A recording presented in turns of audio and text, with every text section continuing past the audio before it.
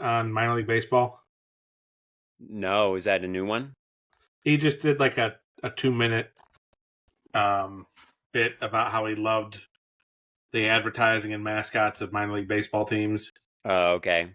and the gimmicks, like the Lake County Captains, which were east of Cleveland, like ripped out a whole section and put toilets in. There were Roto-Rooter comfort seats.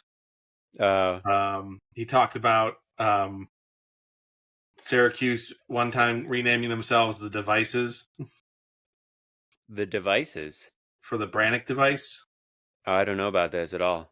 You don't know what the Brannick device is? Yes, you do. Kyle, do you know about this? It's one of the most famous inventions to come out of Syracuse. I don't know about this at all. What is it? It's the thing you see in shoe stores to measure your feet. And that came out of Syracuse? Yeah, it's called the Brannick device. Holy shit. Yeah. That's wild. And for one night only, they were the Syracuse Devices. And when they did the opposing team's lineup, they photoshopped their face into the sole of a foot. Left-handed feet for left-handed batters, right-handed feet for right-handed batters. Oh, funny. Oh. I think we're being recorded. No, just FYI. Oh. Well, should we restart? Or are you going to, cut the first 3 minutes? I'm just going to let it go. Okay. Well, maybe don't release the first few minutes of... Wow, we're just talking about John Oliver, right? I mean, at one point I asked Yulia if we have any shrimp. Oh, yeah, that wasn't recorded. Oh, okay. I don't know. I think it might have been recorded. No. That's fine. Content is content. Content is content. What's your guys' time clock say right now? 3:40. Yeah, 3:40. I only have 1:30. Okay. And I think it comes from me. From yours. I think if you guys account. refreshed your screen, it would probably be good, but... okay. Yeah. All right. I don't know. I had to go into a browser. I use the desktop all the time, but it wasn't working for whatever reason. That's so weird. Okay. Yeah, I don't know. Well, here we are, boys. Yes, we're here. Yeah. We're going. We're on. I have a fun baseball game, but before that, we can definitely do anything you guys want to talk about, especially beer. Yeah, should we do beverages? Kick it off. Matthew? Okay. Yeah. I was waiting for Matt's approval because Matt is our CBO, our chief beverage officer of the podcast. So, I'm doing a repeat because I somewhat similar to Matt, but on a much smaller scale, have been trying to clear out the fridge of any beers that need to get drunk, and so one that I've already had before that I had one left that Kyle sent.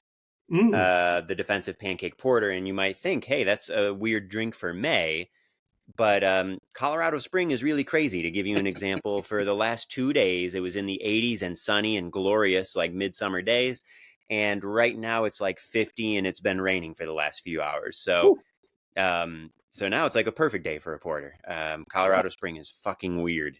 So that's so my defensive pancake porter with maple syrup and vanilla, and that's very nice. I mean, is it that much weirder than a Syracuse Spring? So I don't remember things changing in Syracuse quite so drastically, quite so quickly, but maybe I'm just not remembering clearly. But like here, I don't know. To me, it's weird to go, I don't know, 80s and sunny, and then the very next day, 50 and rainy. I mean, was that typical in Syracuse, that kind of a change? Like, I don't remember it. I remember snow on Mother's Day in Syracuse. I mean, yeah, sure, that would happen occasionally, and that happens out here sometimes too.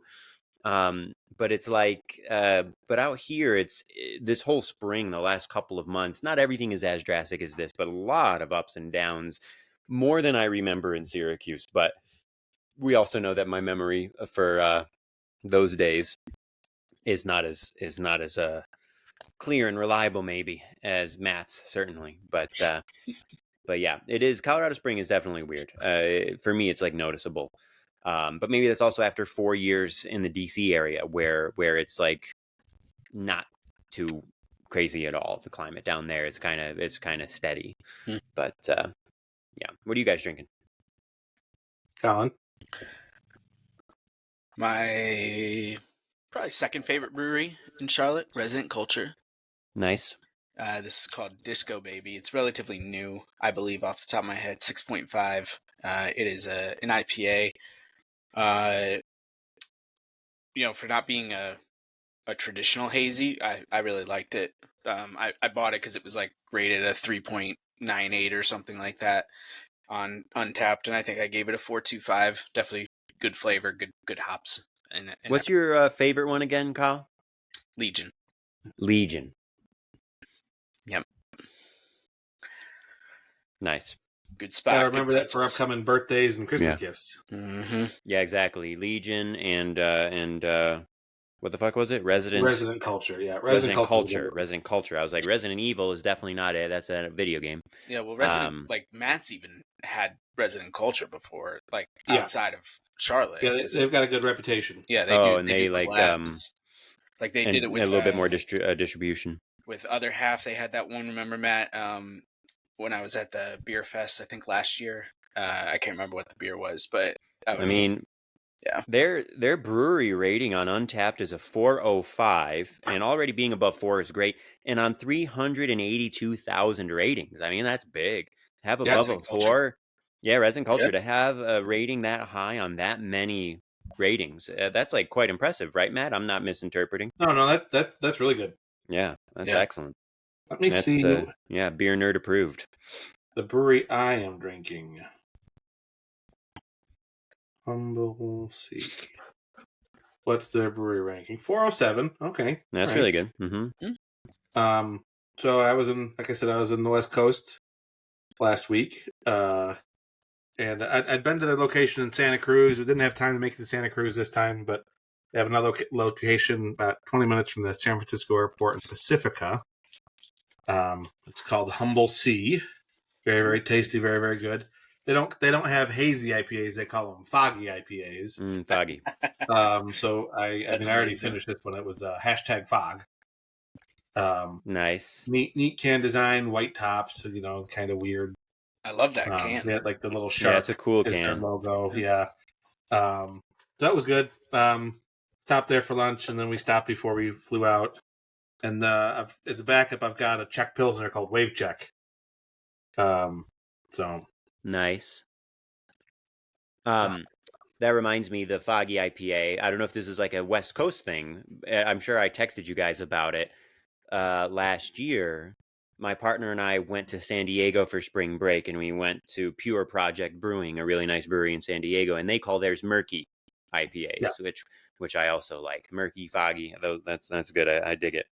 Oh, and really quickly, Matt, you just mentioned a Pilsner. It reminded me. So I've been trying more NAs recently in the last few months, just to, I've talked about it on the pod about how we're, just for health reasons, trying not to drink as much and everything. And so I've been trying to explore NAs. And we biked to a brewery the other day, and they had an Untitled Art, has a few like quality NA offerings. You had safety. Oh no, not Untitled Art. Excuse me. Sorry, keep going. Yeah, I had the Untitled Art, their Italian Pilsner NA, and I gotta say it was like shockingly good. It like tasted really good, and it tasted like beer.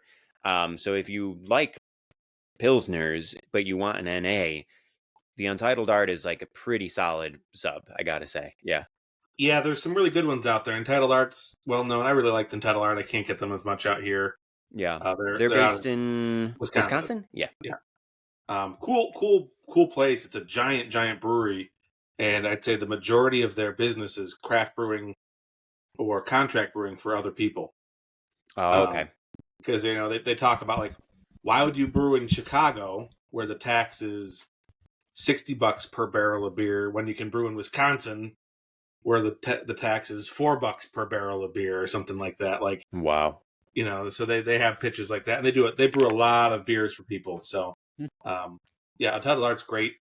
I think the actual brewery is called Octopi because it's got many tentacles, but they have an in-house brewing consultant team. They have an in-house art team. They've got a restaurant. They've got a bar. And then Untitled Art's one of their biggest labels. So that's really cool. Okay. I thought you were going to say Industrial Art. That's why I was excitingly... okay. Because they have I You know, had their anything from main them. IPA series is like Wrench. If you've seen Wrench, which Wrench is always it's a hazy IPA. It's always good. That's one of like a go-to beer for me, like Mm-hmm. daily drinker. But they have a non-alcoholic series called Safety Glasses, Oh, fun. and they've a Pilsner and an IPA that are both they're excellent. And yeah, some non-alcoholics are um, gross, Yeah. Oh, yeah. but there's also like if you find a good one that has done like I believe you can say Untitled Arts, Industrial Arts does a good one. Non-alcoholic Guinness, very good. Yeah, I still Um, want to try that one. I haven't done yeah, that yet. Mm-hmm. really really good. Yeah. Very close to the actual thing. Yeah, I had Um, a sour from Go Brewing. I can't remember if I talked about it on the pod, an NA sour, like a berry sour, and I thought it was going to be like juice and I was going to hate it, but it actually was really nice. It was like a really nice balance of sweet and tart. It wasn't too strong on either end of the spectrum. Like a perfect like warm weather sweet and tart kind of drink, and I was like really impressed, Again, NA is like, yeah, some of these, and I think, and I know we've talked about this a little bit.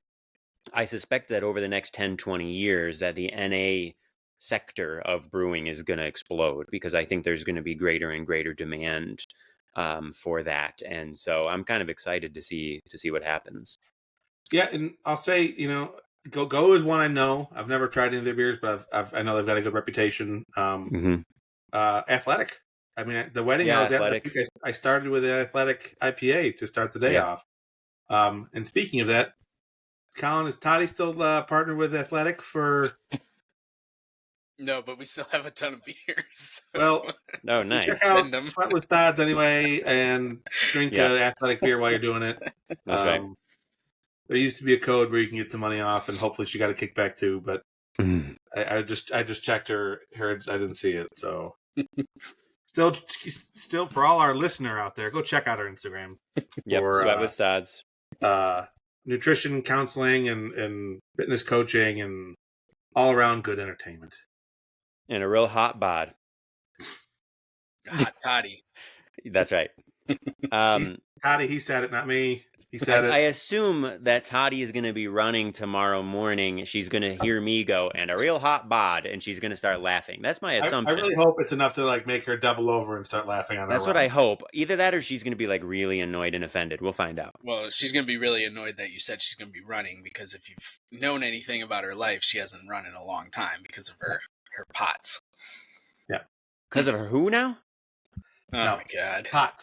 Instead, Ethan, she'll just do activities to get her heart rate elevated in specific zones, but she won't run. Oh my God. Okay. Well, I can't keep track of fucking everybody. All right. She was actually doing a really interesting looking and very hard looking. It was one of those I looked at it the other day and went, ooh, man, that looks tough. With bands, she was doing a band exercise where she had bands running knees and was also doing weight training. Yeah. Meanwhile, my knee still hurts when you look at it, oddly. So no, I'm just kidding. I'm working through it, trying to stay at least in motion. But yeah, that was one of those like, ooh, that's an aspirational exercise for Matt's Yeah, I mean, knees. some of them are, the difficulty level is high. You may not get like the heart rate up, like you do, especially for running and everything. But yeah, I mean, she's doing the best she can with with it all. I know she doesn't want us to spend too much time talking about that, but it's not like we're airing dirty laundry because everyone knows. But yeah, she's kicking ass no matter what. So. Well, before we get on to Colin's baseball game, when I named Matt the CBO, the chief beer officer of the podcast, I was trying to think of other titles and positions. Colin is obviously the CEO of the podcast, the chief executive officer, but you can have other titles too. I was gonna, we should come up with something, and I was trying to think for me what it would be. Best I came up with so far is the CRO, the chief rant officer. I think that's pretty good for me. So, but we'll take any suggestions from the crowd. CSO is an actual C-suite title, and it would just be Chief Schlub Officer. Thank you. Ooh, I like that. That's good. Okay, the CSO. I was thinking Chief Schlub Officer or Executive Music Consult. Okay, I like those both very much. Yep, those are really good. And then cousin Greg could be like CGO, the Chief Guest Officer. I guess not everybody needs to be a chief officer, but I just like I mean, he see, could be pizza man. He could be yeah. But I want like an executive chef. official title. Okay, executive chef. Okay, sure. Yeah. Thank you, chef. Yep. Yep. Jeremy could be the executive vocalist or something. You know, Mhm. something like that. That's pretty good. Chief communications officer. Ooh, there we go. Yes. Yes. Because if you don't, if you, if you're not paying attention, he's gonna fucking scream it at you, and you're gonna hear it. So yeah, Yes. that's a good CCO right there. Yeah. I mean, aside from Toddy, he does the most real world marketing and like that's that's the world he lives in. Like whether it's Yeah. shows, Absolutely. booking his own shows or booking shows and managing concerts at higher ground. So Right. Exactly. He's a hustler. That's right. Cool. Well, should we get to Kyle's baseball thing? Yeah, and Okay. before we get to it, a couple really quick baseball things. I'm watching the Tigers and the Red Sox. Red Sox literally just tied the game 5-5, bottom 7. But Skubal had pitched into the 7th. It was 5-2. It's just been a bunch of singles. It's like watching a game from 1992. And wow.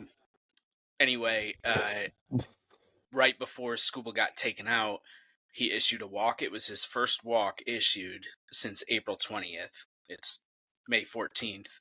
And obviously he doesn't pitch every day, but he's Still going amazing. deep into games. And he's not having a Max Fried type season, but he's still Tariq Skubal. And yeah, no, he's fucking amazing. Yeah, pretty amazing. Yep. Another quick note is Aaron Judge hit his league-leading 15th home run today for the game winner, the eventual game winner for the Yankees, who took 2 out of 3 in Seattle and now are headed home for the Subway Series. Are they the home team? I think. Is it in Queens? I don't know. I can't remember. Yeah, but yeah. Yeah, in the Bronx. Yeah. Yeah. So good little run for them. They're 28 or not 28, 25 and 18. And yep. And also Goldie hit. I had it on for both. Goldie hit the game tying homer, pinch hit homer. His hot start continues. And that was a bomb. Yep. And I mean, if fucking Cody Bellinger can even be league average, I mean, goddamn. And Grisham would have had another home run if J-Rod didn't rob him for the first out of the game. Julio robbed him. Yeah. Oh, I saw that Julio robbed somebody. I just saw like a thingy from MLB. I didn't see who it was. I didn't check. It was Grisham. First out of the game. Wow. How is Grisham still doing that? Grisham was second highest home run total on the team. Fucking amazing. It would have been his 14th, right? He would have tied Judge at the time. I thought it was 12th. Yeah, 12 or 13. Yeah, I don't know. It's either way, it's so insane. Yeah, it would have been 13th. He has 12 right now. Man. And his career high is 17 in 152 games in 2022. He has 12 in 35 games right now.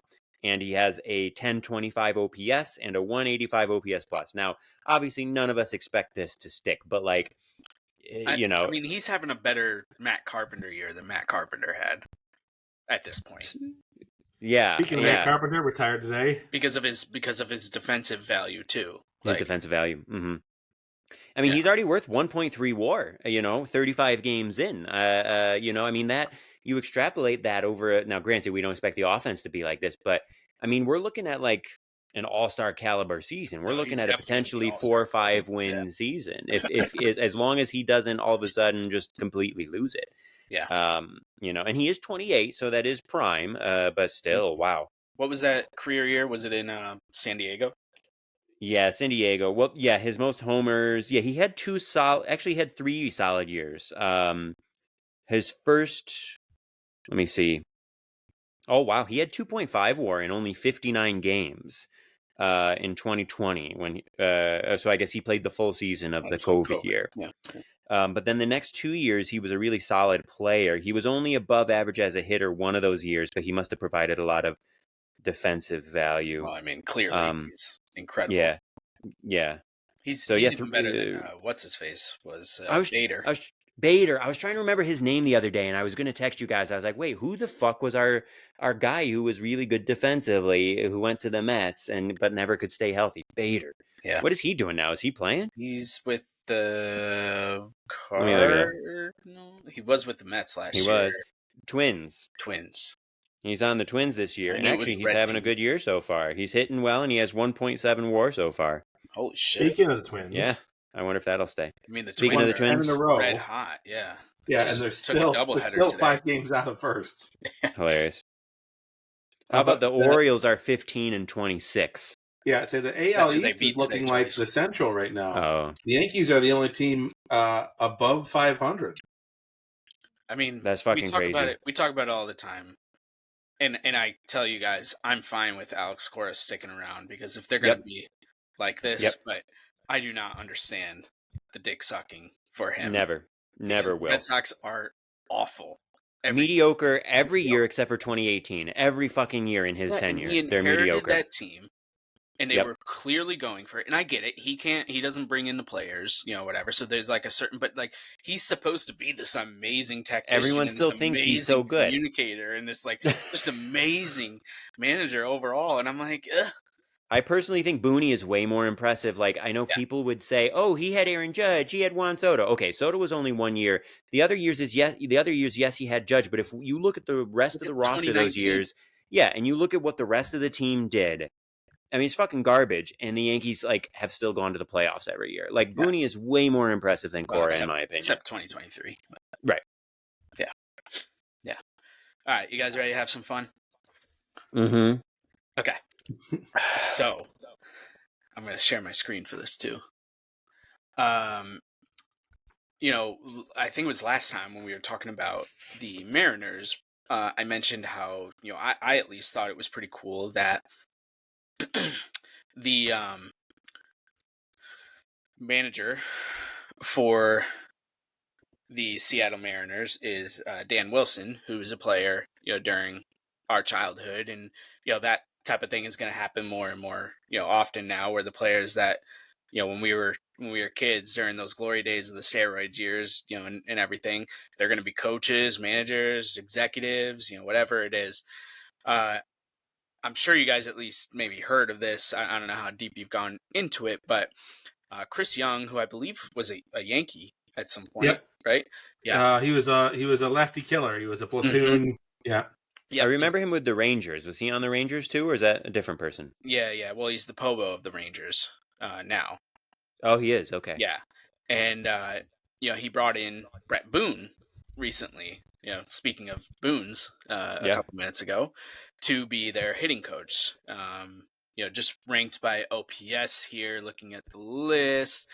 The Texas Rangers are 26th overall in Major League Baseball out of 30 teams. Only that's bad when the Royals, Rockies, Pirates, and White Sox are the only teams are your company. Yeah, that are exactly. Worse. So, they fired their hitting coordinator, brought in Boone to be the hitting coach. I don't know what the fuck the difference is with the titles and everything. But one of the really funny things about this is not just the fact that two, former players that, we've watched and everything connecting like this.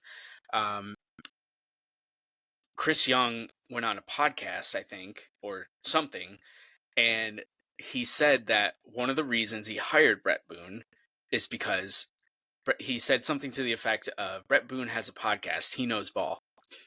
Oh my God. And so I was thinking, we have a podcast. Yeah, we know we ball. know ball. And I thought it would be really fun. I've got a random number generator right here. You can't see it on the screen you guys are looking at, or if anyone's watching this on YouTube. We're gonna go alphabetical order. So I'm 1, Ethan's 2, and Matt's 3.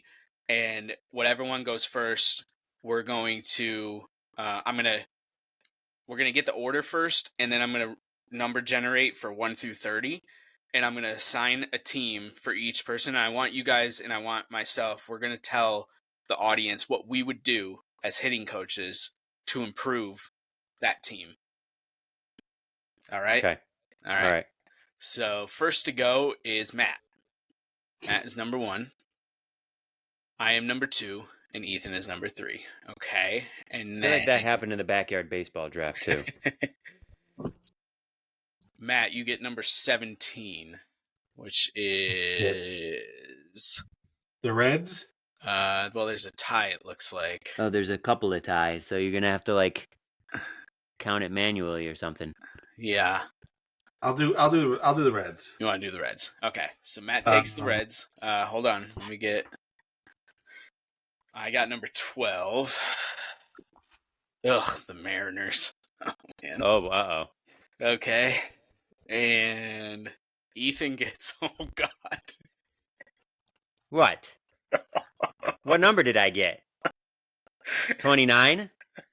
I get the Pirates. Oh boy. All right. Oh.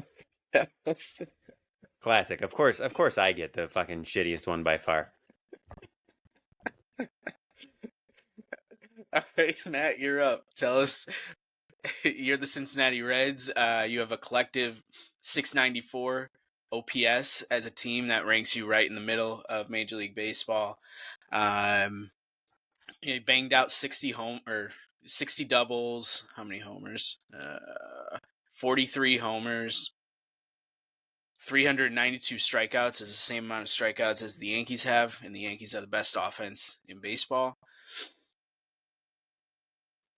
Yeah. Tell me what you're thinking.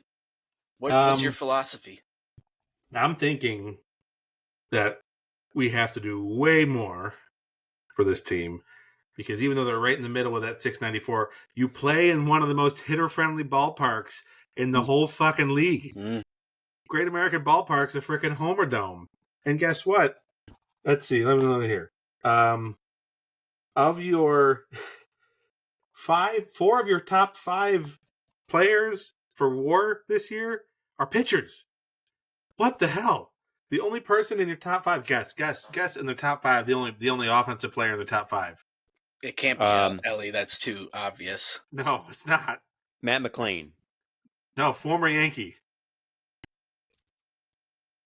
Jose Trevino is their leading WAR getter. Oh my God! So just because of his defense, then, right? Yeah. Wow. So amazing. You don't be fooled by that. You have he's their leading. Oh man, his OPS plus is 134, but it's with it. Oh, you have a lot to do for that damn team. Yeah, and that's with you've got some talent there. Austin Hayes is fairly good. Gavin Lux is Gavin Lux. Ellie De La Cruz, man. First of all, fire your GM because they had their big signing of Jaimer Candelario. That's not working well. Don't just focus on launch angle. I'd say with that damn home park they've got, focus on launch angle and turn Ellie De La Cruz loose. Let him just swing for the fences every damn time he touches the bat. That's my suggestion for this team. There's no fucking reason why 4 of your top 5 players should be pitchers in this ballpark. That's like saying the same thing for the fucking Rockies. Excuse my language, America. This got Matt fired up. Yeah. How dare you swear on this podcast, though, Matt? We never swear. Yeah, you better excuse your language. Wow. And Tito, I expect better of you. Now, granted, though, Tito did a lot with a little in Cleveland, so maybe he's trying to do the same thing now, right?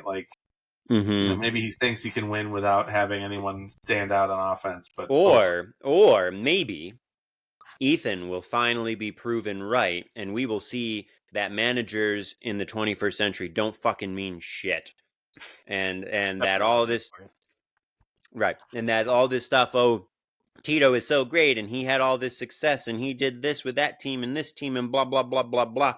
And maybe we're going to finally realize, okay, the managers don't mean anything anymore. Tito is wonderful. He might be a nice guy, and he rode his scooter around Cleveland. I know. I love all that. Thank you for acknowledging that. Yep, and I love all that. But I'm just saying, that doesn't mean he's some amazing manager. I mean, who else were they God, who's one of the guys? Not Bruce Bochy, maybe, although Bochy is one of them. And fucking who's Bob Melvin, right? I mean, I guess the Giants have been playing well this year, but I don't know. I just don't trust. I don't trust any of this fucking manager narratives that we hear. Anyways, I'm sorry. I'm taking away from your time. No, I think that's all I got. Okay. Swing for the fences and let Ellie loose, and I don't know, like, hey, this is pretty bad for the middle of the pack. This is pretty bad. Like, Okay. no single offensive player has greater than one WAR except Jose, and Yikes. he's pretty pitiful. What's Ellie's WAR? Ellie's 0.9. So he's close. Okay. And the only stat he leads the league in is caught stealing. Like they have no league leaders in any stats. Yeah, Ellie's OPS plus is flat 100. Oh. He is average. Okay. All right. I got nothing. This is a bad team. Okay. Well, thank you, Matt. We'll move on to Seattle, who has the 12th best offense ranked by OPS as of today. They banged out 56 homers, 56 doubles, 372 Ks on the year.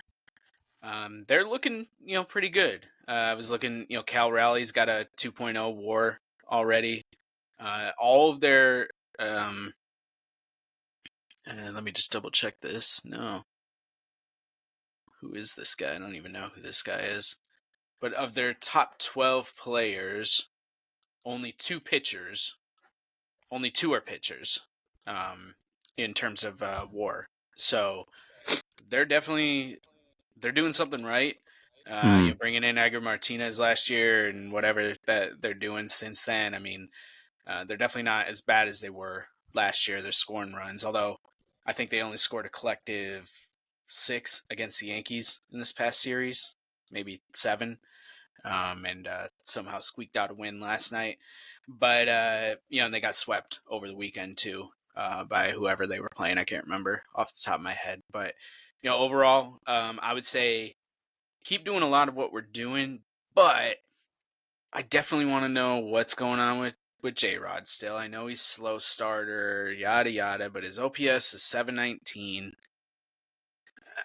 He's only a 112 OPS plus. Like, it just feels like he should be more like Cal Raleigh, even with the slow start. And so I want more power from him. He's only got 7 dingers and 4 doubles. Raleigh's basically doubled him in both of those. He's got 8 doubles and 13 homers. So I want to see Julio, little more power, swinging harder, things like that. I'd have to look at his baseball savant and Statcast to see what the bat speed is, but I say ramp it up to Giancarlo Stanton. Just swing as hard as you can every single time, and see what happens. Everyone else, I'd probably just tell them, keep doing what you're doing. I don't know how long the, Jorge Polanco and the JP Crawford, stuff is going to last from an offensive standpoint. But, right now, I mean, Polanco's hitting 324. I know we don't care about batting average, but his OPS is 1.035 and his OPS plus is 200. Holy shit. So yeah, that's a pretty good start there. And Crawford, he's hitting 271. He's got a 742 OPS, which is pretty solid. 123 OPS plus and everything. Yeah, so I think mine was pretty easy. I probably wouldn't have been hired. I think in Matt and Ethan, your cases, there is a need for a new hitting coach. Whereas I think, at least for now, Seattle's got a good thing going, but you do want to see more out of Julio. And you want to figure out a way to keep Polanco and Crawford, I think, in particular going. I think Cal Raleigh is probably a good bet to continue to hit well. He's 28. He's in his prime. So, as long as he doesn't wear down behind the plate, he should be pretty good. And, even Dylan Moore's having a good season. He's got a 1.1 B WAR. He's played like basically every position in the infield. It looks like, literally every position and a little bit in the outfield. So he's a good utility player to have at a 1.1 WAR at this point in the year. Yeah. 158 OPS plus and only 29 games, but Again, to accumulate that much WAR in 29 games, whereas Julio's got 1.3 in 41 games and 87 more plate appearances. Like, that's a pretty good bat off the bench to have and everything. So, yeah, I think Seattle's in a good spot. They obviously have great pitching, so they just gotta keep it going, and I think they have a chance to win the West. I know the Astros will never die until they're all moved on from the team, but who I'm talking about. But yeah, I think the Mariners can do it. Okay. And then lucky me, I get the Pirates, huh? So I mean, I can do it again if you want. No, I got it. So the first thing that needs to happen is that the owner, Bob Nutting, needs to sell the team. I don't know if I'm allowed to say that in my new role, but Bob Nutting needs to sell the fucking team. And if he doesn't sell the team, then we need to get, I don't know, who's the most prominent mafia in Pittsburgh? What ethnicity? We need to have them take care of Bob Nutting if need be. I don't know. Is there like a Serbian mafia in Pittsburgh? I don't know. So Bob Nutting, he fucking needs to go. All right. Now, there's actually some similarities to Matt's Reds here in that on Baseball Reference, at least, the top two players by WAR are both pitchers. The obvious one, number one, being Paul Skeens. Number two, either of you have a guess? This is more of a shocker. I just saw the other day that he's having a good year. It's a former Yankee, right? It is. I'm drawing a blank. I keep wanting to say he's a journeyman, and somehow this year he's already got 1.1 WAR. Italian, right? No. You're on the right track though. Andrew Heaney. Yeah, Heaney. Yeah. So, and he's 34, and he has 1.1 WAR already. He's got a 136 ERA plus. He's been really solid so far. We'll see if that sticks. But excuse me. Pause 1 second. Valedict moment here. It's pronounced Tyone. Thank you. Oh yeah, Jameson Tyone. Yeah. He's on the Cubs. I did say Cubs after. But. Okay, now on the non-pitching side of things, because we're focusing on offense here. So, okay, I want to do something because Matt made me think of this. It's the same sort of deal. Who do you think on the non-pitching side has the highest WAR on the team? So it can't be O'Neill. It's not O'Neill because that would be the obvious answer, right? Second obvious is Cabrian. Yep, and it's not that either. And it's not going to be Reynolds either. Right, because that would be the other obvious one. Yeah. Another former Yankee. Isaiah Kiner-Falefa. IKF. What? He has 0.9 WAR, but only a 90 OPS plus. So I think again defensive value, right? He's a shortstop and a very good one. But I'm looking at this team. So there are three guys right now who have OPS pluses above 100. Now O'Neill Cruz is number one at 132, which is that's very good. Second place, 28-year-old catcher Joey Bart, and then third place, 106, just above league average, 38-year-old Andrew McCutchen. Now, I love Andrew McCutchen, but it's not a great sign when that guy is your third best OPS plus, right?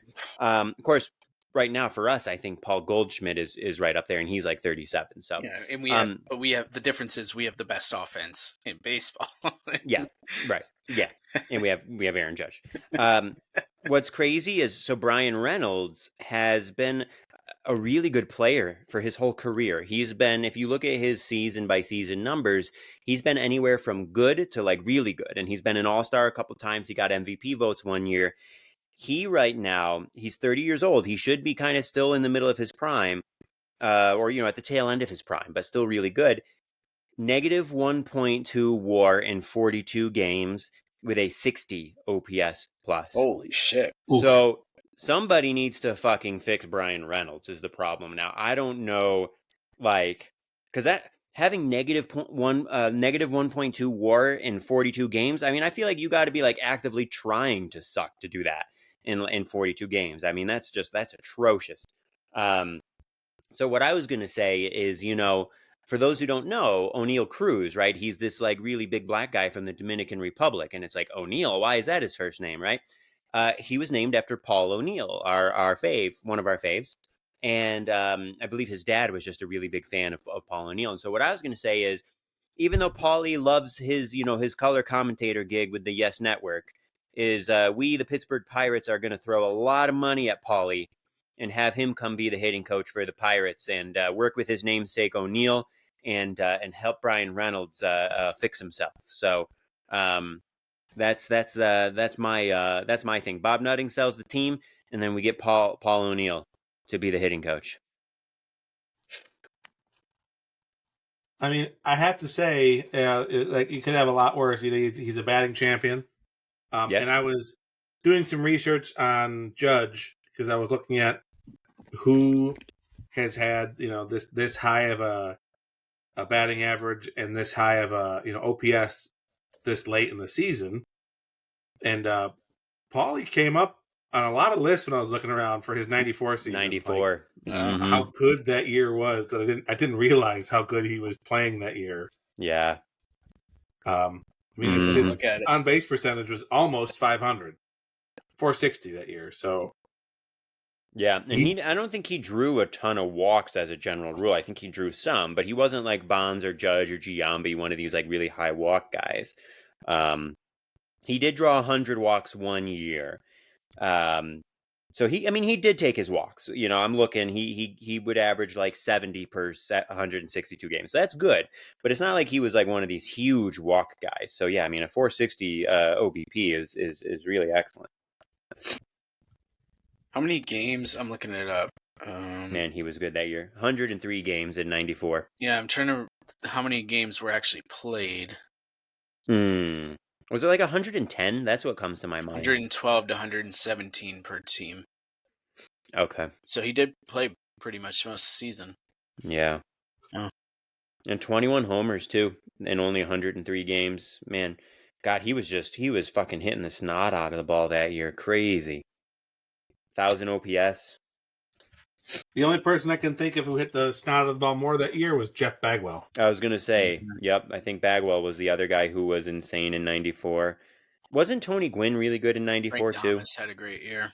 And Frank Thomas. He won the MVP. Griffey had a great year. Albert Bell. Oh, yeah, wow. Bagwell was amazing, though. Yeah, 1201 in 110 games, he had 39 homers. Yeah. 1201 OPS, 213 OPS plus. I mean, that's rarefied air. That's Bagwell. Yeah, you think already by 94? Probably. Yeah, 100%. Yeah. Wow. Definitely. Yeah, crazy.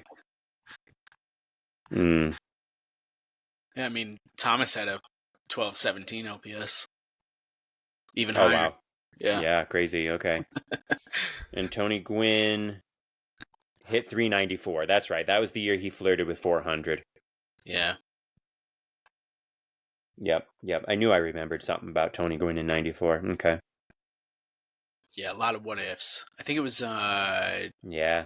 The Expos were really good that year Matt too, Williams right? Was he led the league. He had 43 homers. He was like on pace to tie Maris or something like that. Yeah, and the Expos were really good that year.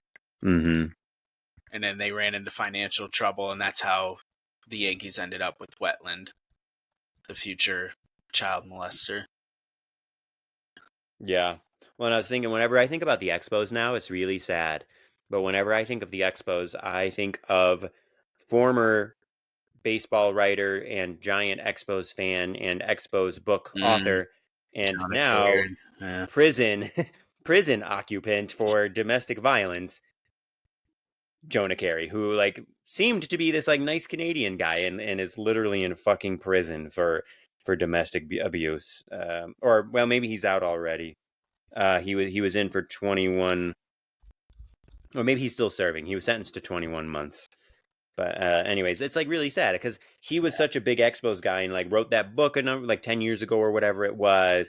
And like I just think when I think of the Expos, I think of him, and it's too bad because that's a real negative. But yeah, I haven't even finished the first episode yet, but Apple TV is the one who did the 2004 or 2024, World Series video, and they did like a 4-part video. So it's longer than like, any of the things that, during the dynasty years and even up until recently. Like I think this is the first one. I'm pretty sure that Apple's taken on. a couple things from it, but the first thing is I forgot how fucked up of a season Freddie Freeman had coming into the World Series. Like, not just the ankle injury, but like everything that was going on with his son With his son, and yeah. and everything. And I haven't gotten to the homer yet. The Yankees just took the lead in extra innings, and I haven't brought myself to watch Nestor come to the mound. Yep. But yeah, it's really done. It's done well, and it's really interesting. When I mentioned wetland, I immediately thought of, so like during COVID, I went back and found, like, for modern day, whenever they actually started doing World Series home videos and everything, and it was like either in the late 80s or the early 90s. And then there was a run from, like, I think it started with the Twins and the Braves in 91, and it went through the 97 World Series, that it was the same narrator, and Major League Baseball was the producer, and everything. But the way they were doing it, I don't know if it was because of the narrator, because of the time, a combination of both, or whatever it is, but there's a lot of religious stuff in all these videos, like, Oh, wow. relating back to, destiny and saviors and, all these different things. And there is it's cringe to think about now, just knowing, what happened to Wetland, since his playing career has been over.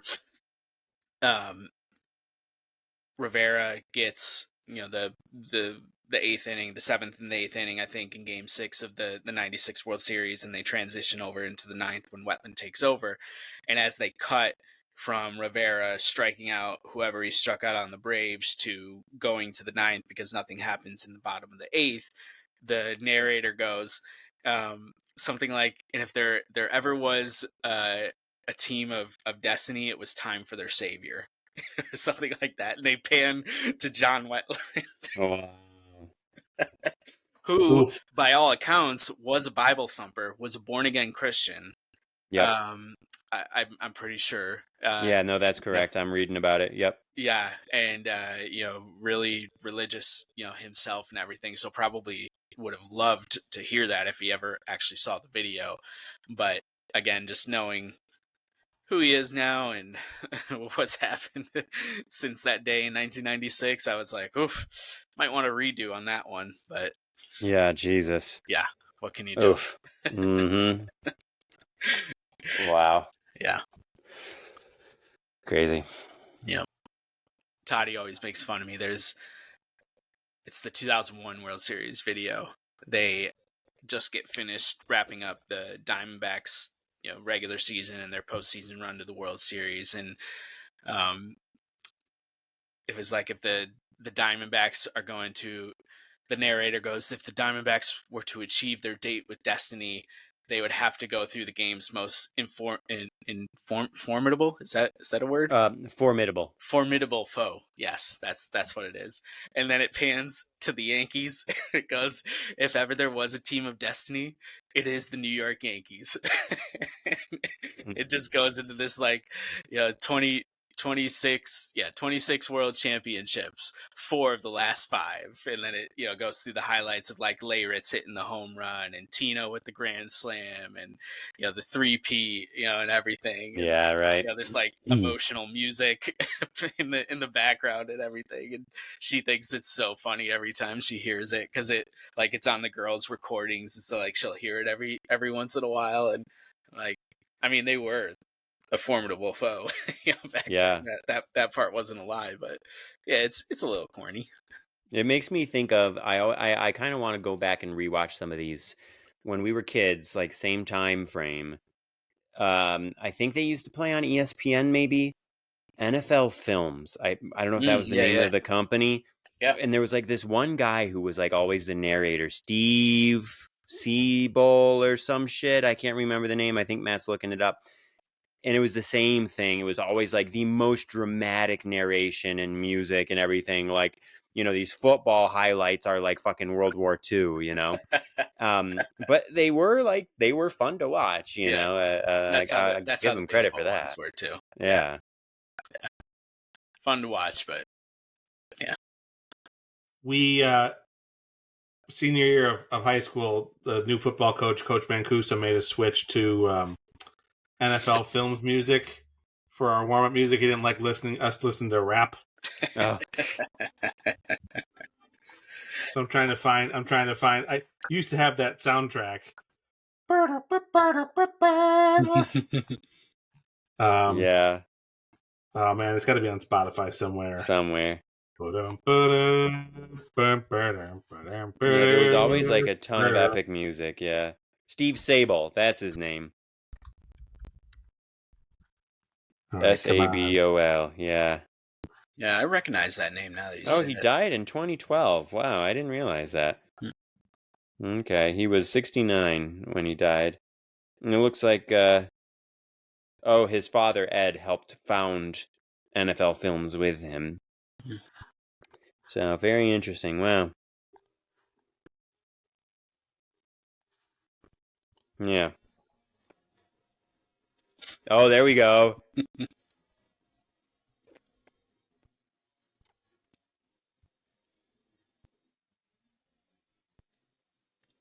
Oh yeah. Amazing. Nice. I gotta look up one more. Let's see.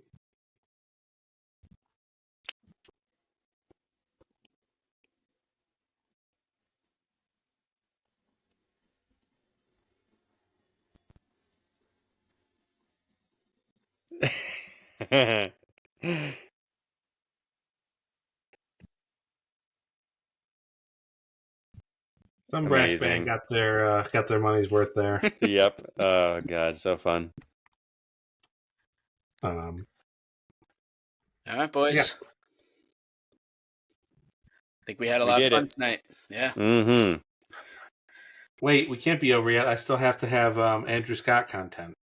I've Oh, got Andrew a Scott. listener who wanted Andrew Scott content every episode. Well, I'll say something about him. So, there's a movie coming out later this year that I'm very excited about. So, and maybe Sam already knows about it since she's an Andrew Scott superfan.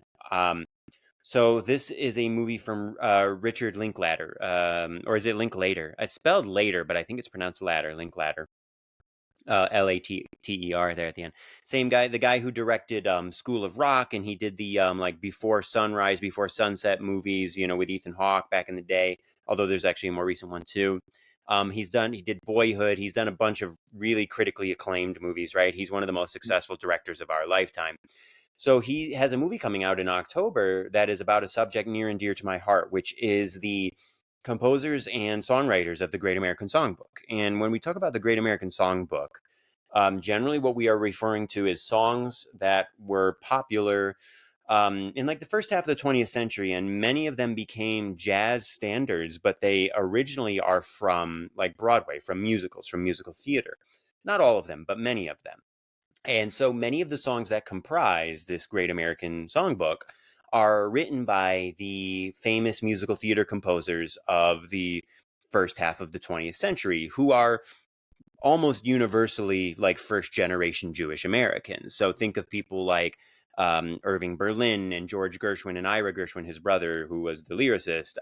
Rodgers and Hammerstein, of course, being maybe the most famous. So anyway, so this movie coming out in October is about Lawrence Hart, who was one of them. He was a really famous lyricist, songwriter, and he's being played by Ethan Hawke. And he died young in like 1943. He struggled with alcoholism and depression his whole life. And apparently Ethan Hawke gives an incredible performance as him. Now, before he died, his main, because back in those days, you usually had a composer and a songwriter, and they were teams, they were duos. And so until he became kind of too unreliable, I think, because of alcoholism, his main composing partner was Richard Rodgers. And Richard Rodgers, of course, of Rodgers and Hammerstein fame, who wrote, Oklahoma and South Pacific and The King and I and blah, blah, blah, blah, blah. Anyways, Andrew Scott is going to be playing Richard Rodgers. So I am very excited. The movie is supposed to be great. I'm like really pumped for it. So What's it called? It's called Blue Moon. Yeah, I didn't even say the title. It's called Blue Moon. Oh yeah, So there we go. It's already out, I think. It had a showing at a Berlin music fest or a Berlin movie festival in February, but it's not being released in theaters until October, best I can tell. All right. So, but I'm really excited about it, and I'm really curious to see Andrew Scott playing Richard Rogers. I think that's going to be really fun. I've been waiting for Wake Up Dead Man, so I didn't even realize that this Blue Moon was coming out. So. Yeah, and I bet Sam will be interested in that movie if she hasn't heard of it yet. She probably's heard of it. She knows. Yeah, Andrew Scott plus musical theater. So, yeah. What's the one you were saying? Awake what now? Wake Up Dead Man. Wake Up Dead Man. It's the next movie in the Knives Out series. Oh, I love Knives Out. Oh, that's coming out this year? Yes, sir. I didn't realize. I fucking love Knives Out. Oh, that's exciting. Okay. Jeremy Renner, Daniel Craig, Josh Brolin, Mila Kunis, Andrew Scott, Glenn Close, Thomas Hayden Church, Kerry Washington. Oh man, I'm so excited. It's I gonna love be a those good movies. ensemble cast there, yeah. Yep. Fantastic.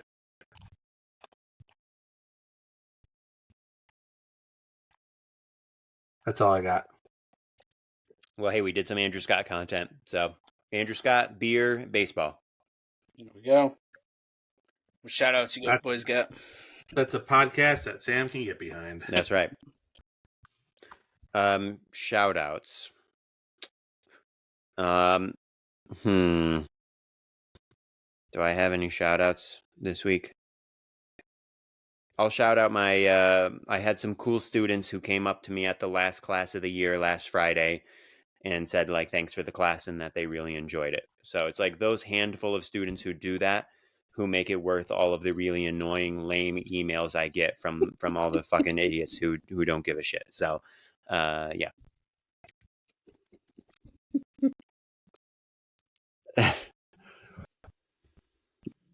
God, you gotta be a great teacher. I don't talk like that in class. You know, I put on a different act and stuff. I'm sure your energy is much better. Yeah, most of the time.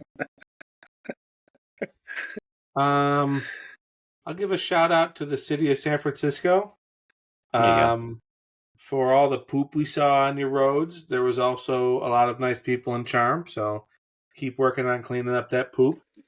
And yeah, it was fun. We had a good time out there. Awesome. I'll give a shout out to Pete Rose. Maybe next time we'll talk Hey, about him. yeah, that's right. We didn't even talk about that. Probably Yeah, we got to do that. I think we all agree that he should be in the Hall of Fame anyway. Yeah. So I don't care. Like, yeah. That's my thing now. Like, oh, whatever. Yeah. Yeah. So shout out to him. Shout out to ESPN. Don't give many shout outs to ESPN these days after the whole Sandusky bullshit, but put Penn State number 1 in their way too early preseason top 25. There's a lot of smoke that they're going to be the actual preseason number 1. We'll see. Preseason number 1 means nothing, but it's still fucking cool. So yeah, no, it's very cool. Yeah, and with that, it's a great segue. No. That's like what's her face in Family Guy? No, we are no. Rosa. Is that her name, Rosa? I think it's Rosa. Yeah. Whatever her name is, the cleaning lady who says like no to Superman and stuff. No pledge. No, yeah, no yeah, exactly. Yeah. No. We are boys.